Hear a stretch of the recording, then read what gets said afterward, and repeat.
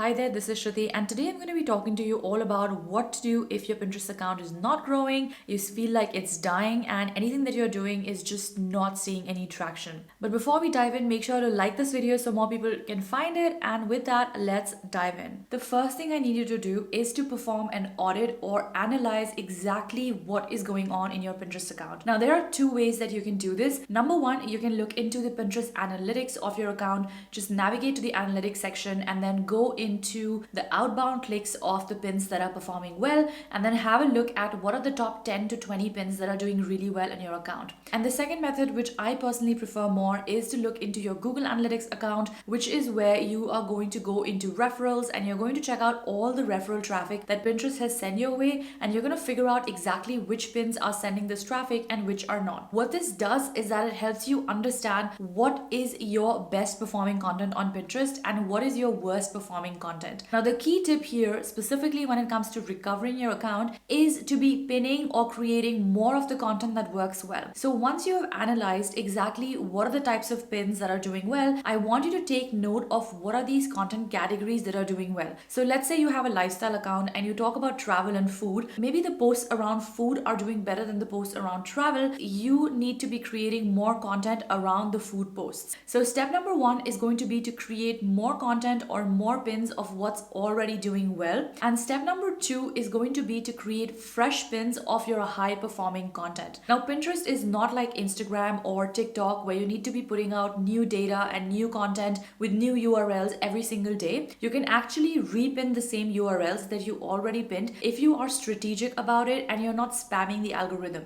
So nobody is asking you to pin the same URL 200 times in a day, but you absolutely can create fresh images of the URLs or the pins that are already working well on your account and then repinning them to your account to boost your reach. Now, again, what this does is that it allows Pinterest to first of all understand exactly what your account is about, and it sees that there is a lot of engagement with your content on Pinterest, which makes it spread your other content even more. So Pinterest, much like any other platform, whether we talk about any other social media platform or the search engine like Google, does rely a lot on engagement. So when your account is on the down low or you're not getting the stats that you need, chances are people are not engaging with your content, which is telling Pinterest that your content is crap and it's not going to promote it to more people. This is why reviving your content that does really, really well is the key to making your account grow again in the long run. Now, again, chances are you will not see instant success with this method. You do need to do this for a couple of weeks before you start to see your account pick up traction again. Just to recap, what you do here is to figure out what are the top content categories and the top pin styles that are working the best for your account,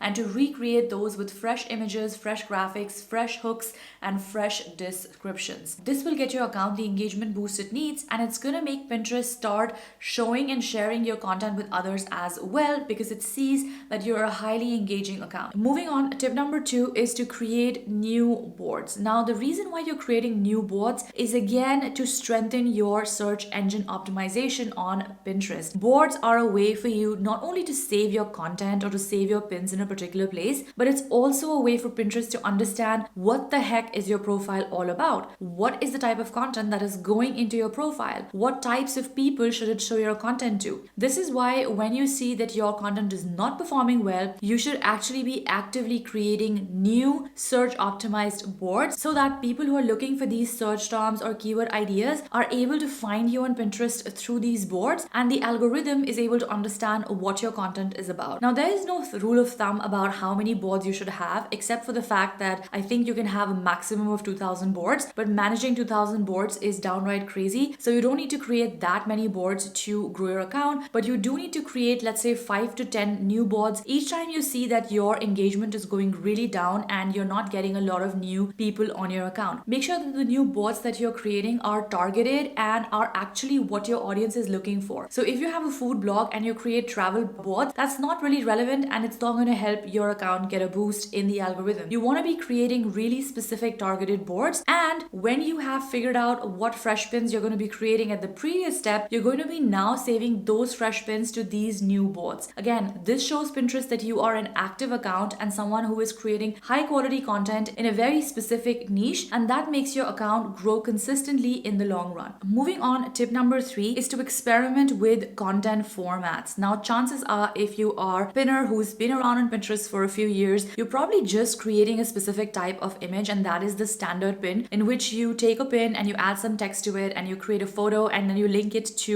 whatever it is that you're sending traffic to. Well, newsflash, there are other format types that need to be used. And the more you use these formats, the more it signals to Pinterest that you are a high quality account, that they should, distribute your content to more places. Now, when I'm talking about different content formats, I'm talking about 2 specific content formats. Number 1 is going to be video pins. So these are pins that you are going to have an animation on, or maybe even a stock video, or if you do create video content of your own, there is no better time to post it on Pinterest than now. And the second type of content format that you also need to consider in order to grow your account is idea pins. Idea pins, simply put, are going to be like stories that you create on Instagram. So anybody new who's coming to check out your profile can see your idea pins and understand more about your brand or business. Now, when it comes to using Pinterest as a marketing tool, you have to be strategic. And this is why these 3 steps, when done together over a consistent period of time, are going to allow you to grow your account over time and see the traction that you really deserve. Now, the one thing that I do want to share with you, and think of it as a disclaimer, and that is, even if you do all of these things, if you don't see any success, chances are that your content just sucks. Like, this is one of the hardest pills to swallow and to understand as a creator. But if you are a blogger, a website owner, an Etsy shop owner, any kind of small business owner who is creating content on Pinterest to get discovered, one of the reasons why nobody is showing up or you have really low impressions or low traffic is because you haven't figured out what content serves your audience best. And that is why, if you are struggling to, grow your account on Pinterest, you really need to look at your overall content strategy and then put all of the tips that I put into place, because those growth tactics and tips are not going to work if the bottom foundation of your content is not what your audience wants and it's not something that really excites them or is engaging to them. So that brings us to the end of this video. Make sure to check out my Pinterest SEO hacks video to learn more about what are the specific key things that you can be doing on your account to grow faster. As always, thank you for watching, and I'll see you in the next one.